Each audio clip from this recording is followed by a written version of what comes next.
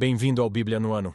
Um plano simples, com porções diárias de leitura e conexão com a palavra, para que, ao longo de um ano, completemos juntos esse marco tão importante na nossa jornada de fé.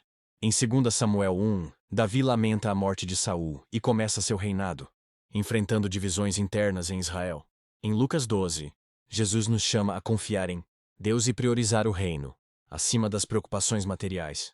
Que confiemos no cuidado do Pai em todo o tempo. Busquemos o reino em primeiro lugar e que, a cada dia, tomemos nossa porção da palavra e sejamos transformados por ela. Antes de começarmos, gostaria de apresentar uma ferramenta especial, uma planilha online para acompanhar nosso progresso na leitura bíblica. Você só precisa marcar o cheque a cada leitura concluída e ela atualiza automaticamente a aba Status ao lado. Assim, você pode ver se está em dia, atrasado ou até adiantado no projeto. Para receber seu controle personalizado, basta solicitar no primeiro link da descrição. Não se esqueça de curtir, compartilhar e se inscrever no canal, para acompanhar todos os dias dessa jornada. Boa reflexão. 2 Samuel 1. Depois da morte de Saul, Davi retornou de sua vitória sobre os amalequitas. Fazia 2 dias que ele estava em Ziclag, quando no terceiro dia chegou um homem que vinha do acampamento de Saul, com as roupas rasgadas e terra na cabeça. Ao aproximar-se de Davi, prostrou-se em terra, em sinal de respeito. Davi então lhe perguntou: "De onde você vem?" Ele respondeu: "Fugi do acampamento israelita." Disse Davi: "Conte-me o que aconteceu." E o homem contou: "O nosso exército fugiu da batalha e muitos morreram. Saul e Jonatas também estão mortos."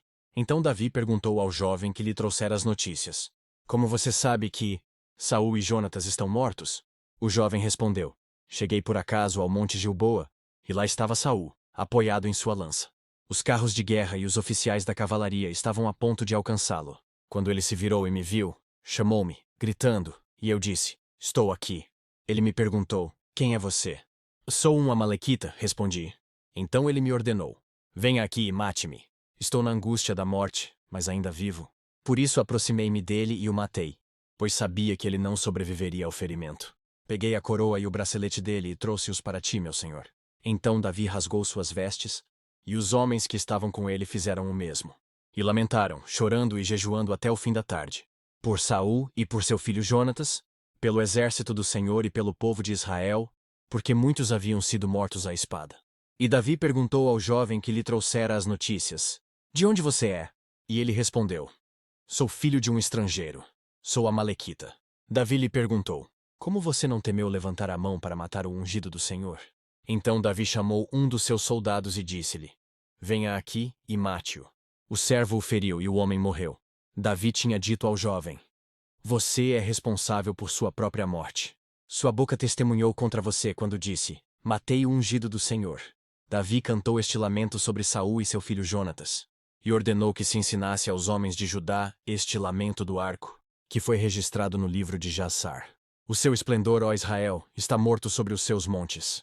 Como caíram os guerreiros.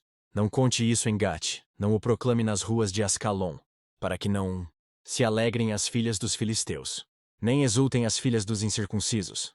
Ó colinas de Gilboa, nunca mais haja orvalho nem chuva sobre vocês, nem campos que produzam trigo para as ofertas, porque ali foi profanado o escudo dos guerreiros, o escudo de Saul, que nunca mais será polido com óleo. Do sangue dos mortos, da carne dos guerreiros, o arco de Jonatas nunca recuou. A espada de Saul sempre cumpriu a sua tarefa. Saul e Jonatas, muito amados, nem na vida nem na morte foram separados. Eram mais ágeis que as águias, mais fortes que os leões. Chorem por Saul, ó filhas de Israel. Chorem aquele que as vestia de rubros ornamentos, e suas roupas enfeitava com adornos de ouro. Como caíram os guerreiros no meio da batalha. Jonatas está morto sobre os montes de Israel. Como estou triste por você, Jonatas, meu irmão. Como eu lhe queria bem. Sua amizade me era mais preciosa que o amor das mulheres. Caíram os guerreiros. As armas de guerra foram destruídas. 2 Samuel 2. Passado algum tempo, Davi perguntou ao Senhor: "Devo ir para uma das cidades de Judá?" O Senhor respondeu que sim, e Davi perguntou para qual delas. "Para Hebron", respondeu o Senhor. Então Davi foi para Hebron com suas 2 mulheres, Ainoã de Jezreel e Abigail, viúva de Nabal, o carmelita. Davi também levou os homens que o acompanhavam, cada um com sua família, e estabeleceram-se em Hebrom e nos povoados vizinhos. Então os homens de Judá foram a Hebrom e ali ungiram Davi rei da tribo de Judá. Informado de que os habitantes de Jabes Gileade tinham sepultado Saul, Davi enviou-lhes mensageiros que lhes disseram: O Senhor os abençoe pelo seu ato de lealdade ao sepultar Saul, seu rei. Seja o Senhor leal e fiel para com vocês. Também eu firmarei minha amizade com vocês, por terem feito essa boa ação. Mas agora sejam fortes e corajosos, pois Saul, seu senhor, está morto, e já foi ungido rei pela tribo de Judá. Enquanto isso, Abner, filho de Ner, comandante do exército de Saul, levou Isbosete, filho de Saul, a Manaim, onde o proclamou rei sobre Gileade, Assur e Jezreel, Efraim, Benjamim e sobre todo o Israel. Isbosete, filho de Saul, tinha 40 anos de idade quando começou a reinar em Israel, e reinou 2 anos. A tribo de Judá, entretanto, seguia Davi, que a governou por 7 anos e 6 meses, em Hebron. Abner, filho de Ner, e os soldados de Isbosete, filho de Saul, partiram de Manaim e marcharam para Gibeon. Joabe, filho de Zeruia, e os soldados de Davi foram ao encontro deles no açude de Gibeon. Um grupo posicionou-se num lado do açude, o outro grupo no lado oposto.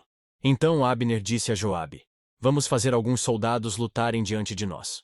Joabe respondeu: De acordo. Então 12 soldados aliados de Benjamim e Isbosete, filho de Saul, atravessaram o açude para enfrentar 12 dos soldados aliados de Davi.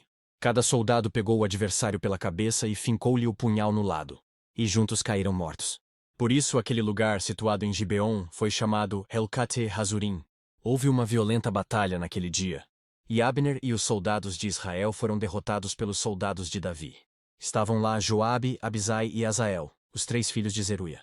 E Asael, que corria como uma gazela em terreno plano, perseguiu Abner, sem se desviar nem para a direita nem para a esquerda. Abner olhou para trás e perguntou: É você, Asael? Sou eu, respondeu ele. Disse-lhe então Abner: É melhor você sair para a direita ou para a esquerda, capturar um dos soldados e ficar com as armas dele. Mas Asael não quis parar de persegui-lo. Então Abner advertiu Asael mais uma vez: Pare de me perseguir. Não quero matá-lo. Como poderia olhar seu irmão Joabe nos olhos de novo?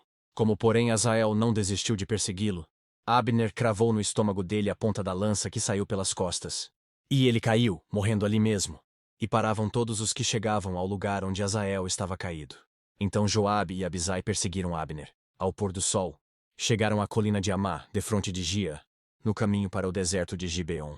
Os soldados de Benjamim, seguindo Abner, reuniram-se formando um só grupo, e ocuparam o alto de uma colina. Então Abner gritou para Joabe: O derramamento de sangue vai continuar?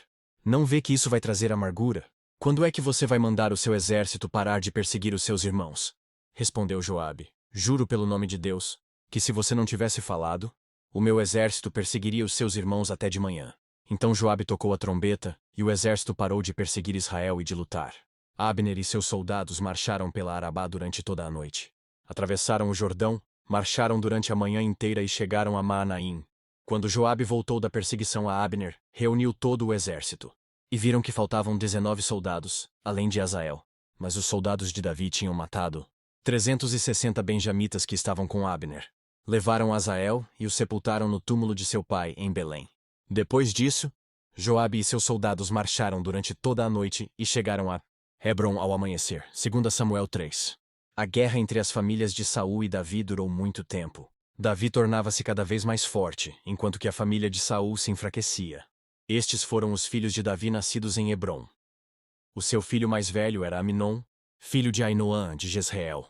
O segundo, Quileabe, de Abigail, viúva de Nabal, de Carmelo. O terceiro, Absalão de Maaca, filha de Talmai, rei de Gesur. O quarto, Adonias de Agite. O quinto, Cefatias de Abital. E o sexto, Itreão, de sua mulher Eglá. Esses foram os filhos de Davi que lhe nasceram em Hebron. Enquanto transcorria a guerra entre as famílias de Saul e de Davi, Abner foi se tornando poderoso na família de Saul. Saul tivera uma concubina chamada Rispa, filha de Aiá. Certa vez Isbosete perguntou a Abner: Por que você se deitou com a concubina de meu pai? Abner ficou furioso com a pergunta de Isbosete e exclamou: Por acaso eu sou um cão, a serviço de Judá? Até agora tenho sido leal à família de Saul, seu pai, e aos parentes e amigos dele, e não deixei que você caísse nas mãos de Davi. E agora você me acusa de um delito envolvendo esta mulher. Que Deus me castigue com todo rigor. Se eu não fizer por Davi o que o Senhor lhe prometeu sob juramento, tirar o reino da família de Saul e estabelecer o trono de Davi sobre Israel e Judá, de Dan a Berseba. Isbosete não respondeu nada a Abner, pois tinha medo dele. Então Abner enviou mensageiros a Davi com esta proposta: A quem pertence esta terra? Faze um acordo comigo, e eu te ajudarei a conseguir o apoio de todo o Israel. Está bem, disse Davi. Farei um acordo com você, mas com uma condição. Não compareça à minha presença sem trazer-me Mical, filha de Saul, quando você vier me ver. E Davi enviou mensageiros a Isbosete, filho de Saul, exigindo: Entregue-me minha mulher Mical, com quem me casei pelo preço de 100 prepúcios de filisteus. Diante disso, Isbosete mandou que a tirassem do seu marido Paltiel, filho de Laís. Mas Paltiel foi atrás dela, e a seguiu chorando até Baurim. Então Abner ordenou-lhe que voltasse para casa. E ele voltou. Nesse meio tempo, Abner enviou esta mensagem às autoridades de Israel: Já faz algum tempo que vocês querem Davi como rei. Agora é o momento de agir, porque o Senhor prometeu a Davi, por meio de Davi, meu servo: Livrarei Israel do poder dos filisteus e de todos os seus inimigos. Abner também falou pessoalmente com os benjamitas. Depois foi a Hebron dizer a Davi tudo o que Israel e a tribo de Benjamim haviam aprovado. Quando Abner, acompanhado de 20 homens, apresentou-se a Davi em Hebrom, este ofereceu um banquete para ele e para os homens que o acompanhavam. Disse então Abner a Davi: Deixa que eu me vá e reúna todo o Israel, meu senhor, para que façam um acordo contigo, ó rei, e reine sobre tudo o que desejares. Davi o deixou ir e ele se foi em paz. Naquele momento, os soldados de Davi e Joabe voltavam de um ataque, trazendo muitos bens. Abner, porém, já não estava com Davi em Hebrom, porque Davi o tinha deixado partir em paz. Quando Joabe chegou com todo o seu exército, contaram-lhe que Abner, filho de Ner, se apresentara ao rei, que o tinha deixado ir em paz. Então Joabe foi falar com o rei e lhe disse: Que foi que fizeste? Abner veio à tua presença e o deixaste ir? Conheces Abner, filho de Ner? Ele veio para enganá-lo, observar os teus movimentos e descobrir tudo o que estás fazendo.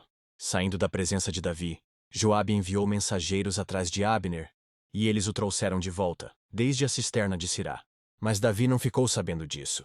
Quando Abner retornou a Hebrom, Joabe o chamou à parte na porta da cidade, sob o pretexto de falar-lhe em particular, e ali mesmo o feriu no estômago.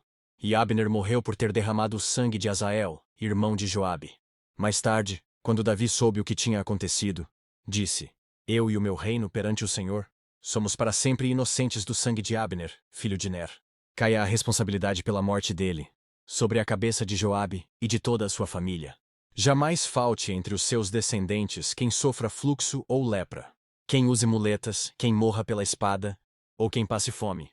Assim, Joabe e seu irmão Abissai mataram Abner porque ele havia matado Asael, irmão deles, na batalha de Gibeon.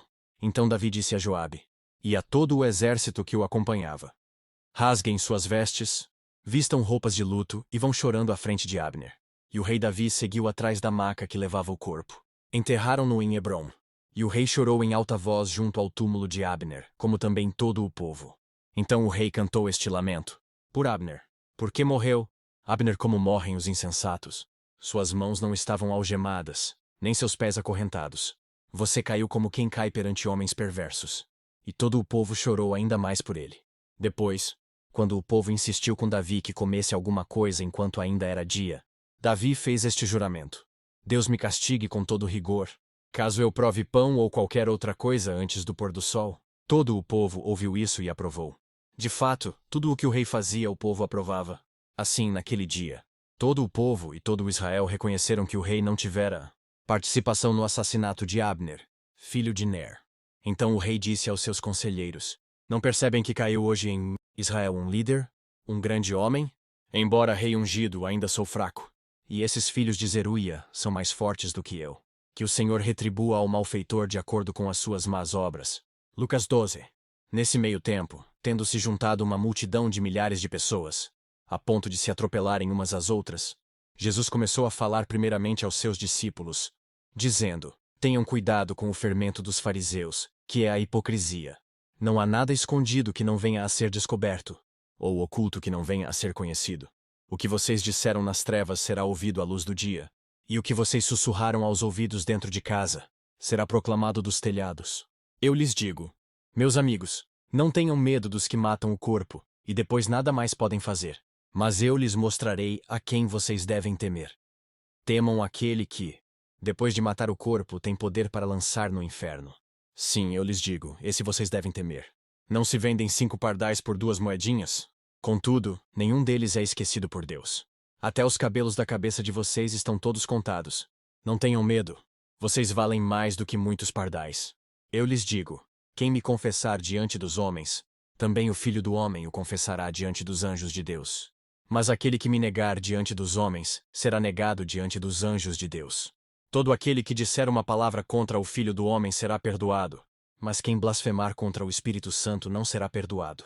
Quando vocês forem levados às sinagogas e diante dos governantes e das autoridades, não se preocupem com a forma pela qual se defenderão, ou com o que dirão, pois naquela hora o Espírito Santo lhes ensinará o que devem dizer. Alguém da multidão lhe disse, Mestre, dize a meu irmão que divida a herança comigo. Respondeu Jesus, Homem, quem me designou juiz ou árbitro entre vocês? Então lhes disse, Cuidado, fiquem de sobreaviso contra todo tipo de ganância. A vida de um homem não consiste na quantidade dos seus bens. Então lhes contou esta parábola. A terra de certo homem rico produziu muito bem. Ele pensou consigo mesmo, o que vou fazer? Não tenho onde armazenar minha colheita. Então disse, já sei o que vou fazer. Vou derrubar os meus celeiros e construir outros maiores, e ali guardarei toda a minha safra e todos os meus bens. E direi a mim mesmo, você tem grande quantidade de bens, armazenados para muitos anos. Descanse, coma, beba e alegre-se. Contudo, Deus lhe disse, insensato, esta mesma noite a sua vida lhe será exigida. Então, quem ficará com o que você preparou? Assim acontece com quem guarda para si riquezas, mas não é rico para com Deus. Dirigindo-se aos seus discípulos, Jesus acrescentou, portanto eu lhes digo, não se preocupem com suas próprias vidas, quanto ao que comer, nem com seus próprios corpos, quanto ao que vestir. A vida é mais importante do que a comida, e o corpo, mais do que as roupas. Observem os corvos, não semeiam nem colhem, não têm armazéns nem celeiros. Contudo, Deus os alimenta. E vocês têm muito mais valor do que as aves. Quem de vocês, por mais que se preocupe, pode acrescentar uma hora que seja a sua vida? Visto que vocês não podem sequer fazer uma coisa tão pequena, por que se preocupar com o restante? Observem como crescem os lírios. Eles não trabalham nem tecem. Contudo, eu lhes digo que nem Salomão, em todo o seu esplendor, vestiu-se como um deles. Se Deus veste assim a erva do campo, que hoje existe e amanhã é lançada ao fogo, quanto mais vestirá vocês, homens de pequena fé. Não busquem ansiosamente o que hão de comer ou beber. Não se preocupem com isso, pois o mundo pagão é que corre atrás dessas coisas. Mas o Pai sabe que vocês precisam delas. Busquem, pois, o reino de Deus, e essas coisas lhes serão acrescentadas. Que as palavras de hoje permaneçam em seu coração e transformem sua caminhada de fé. Não esqueça de curtir, compartilhar e se inscrever no canal para continuar essa jornada conosco. Se ficou para trás, não tem problema. É só assistir aos vídeos anteriores e se manter firme no plano. Nos vemos no próximo vídeo para mais uma porção da Palavra de Deus. Até lá. A paz.